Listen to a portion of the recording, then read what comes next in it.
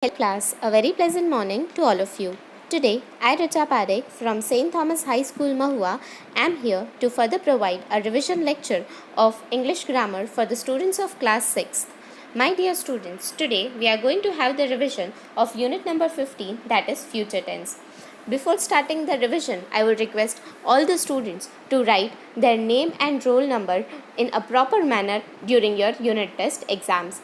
Many of the students have not written their roll number in the paper, so please write your roll number on the right hand side of your answer sheet. Let's start with the revision. The future tense is a verb form that describes an action or the event that has not happened yet but is expected to happen. Future tense is marked by the use of the auxiliary will or shall. So what is future tense? As we already discussed, that future tense, the verb in the future tense describes that the action has not yet happened, but it is going to happen in a near future. So it is always used with the help of the auxiliaries will or shall. So we are going to study about the four types of future tense, that is simple future, future continuous, future perfect and future perfect continuous tense. So now let's see the formation or the structure of the sentence. The verb form will be will or shall plus base form of the verb in simple future tense.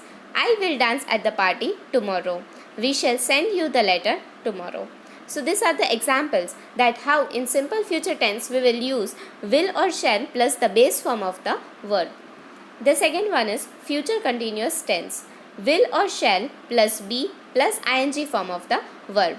So here in future continuous tense indicate that when the action is started in the future, it will be in continuation for the short span of time. So here I will be dancing at the party tomorrow and they will be sending the letter tomorrow. So future perfect continuous tense, will plus have plus past participle of the verb. Suraj will have completed his course by 2014. They will have reached Chandigarh before your program. And the very next one is future perfect continuous tense. So the verb form of future perfect continuous tense is will plus have plus been plus ing form of the main verb. Suraj will have been watering the plants when his daughter leaves for school. Roma will have been learning music for 5 years next week. So my dear students, in detail we are going to study each of the future tense. But today let's see the simple future tense.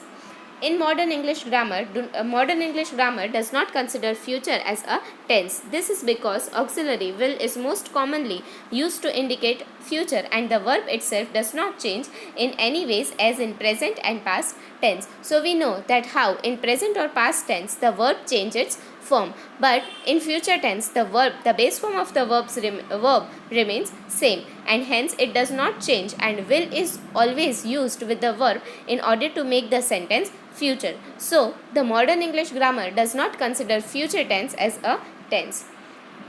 Traditional grammar says that shall and not will should be used with the first person subjects I and we.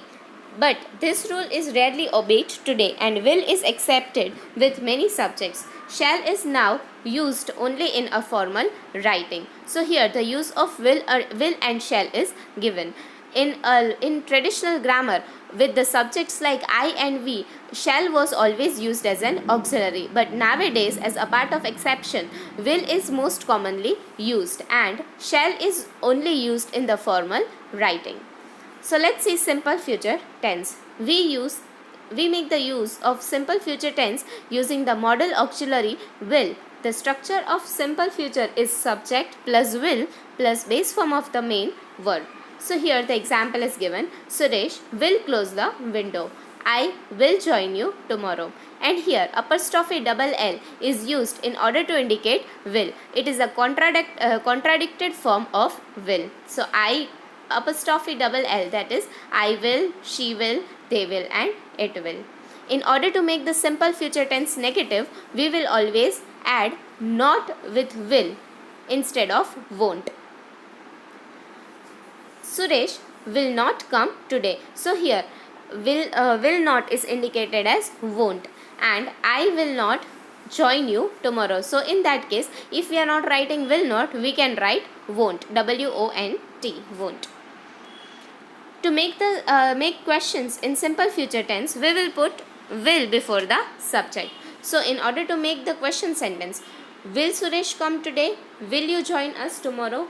And my dear students, one more thing, that when you are making the sentence question sentence, always add question mark at the end of the statement. So when you are not adding question mark, the sentence or if you are adding full stop at the end of a sentence, it will be assertive sentence or imperative sentences. So when it is asked to write the interrogative sentence, always add question mark at the end of the sentence. So use of the simple future. We use simple future to talk about expectations. We use it to talk about intentions, and always and many a times we use will to make offers and promises. My dear students, here we are at the end of today's video. So till then, you have to revise this chapter as a part of your revision for your upcoming unit test. So till then, thank you and have a nice day.